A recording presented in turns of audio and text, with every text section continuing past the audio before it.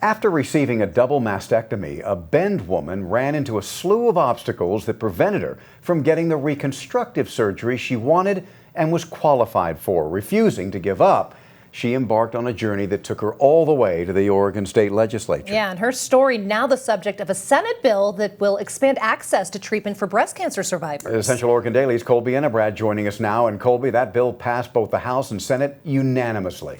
Yes, David, and her name is Gail Menasco. She has since founded an advocacy group helping women navigate insurance and is working to get similar bills passed in other states.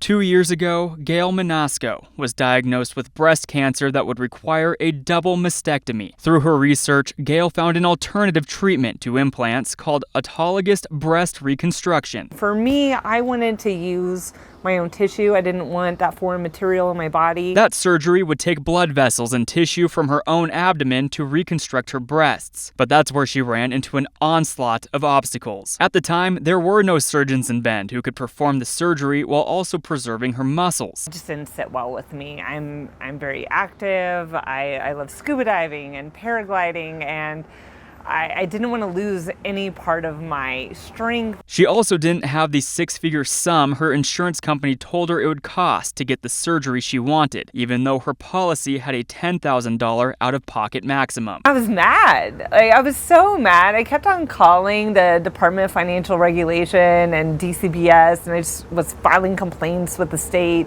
because there's a Women's Health and Cancer Rights Act of 1998 that affords me a mastectomy and reconstruction.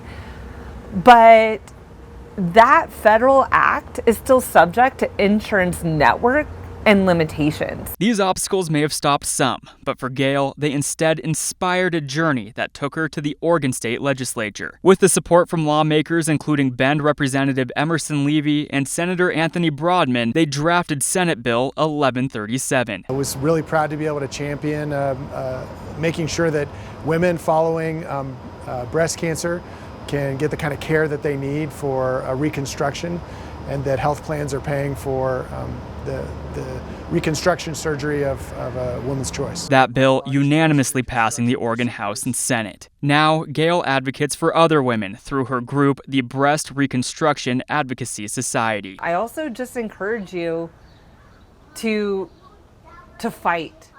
If you're being denied for something that you should have access to, file a complaint. Gail's group is working with women throughout the country to try to get similar bills passed in their states, hoping to eventually expand access to that alternative treatment nationwide while also championing women's choice. David, back to you. Taking her experience and making a difference. Colby, thank you for that story.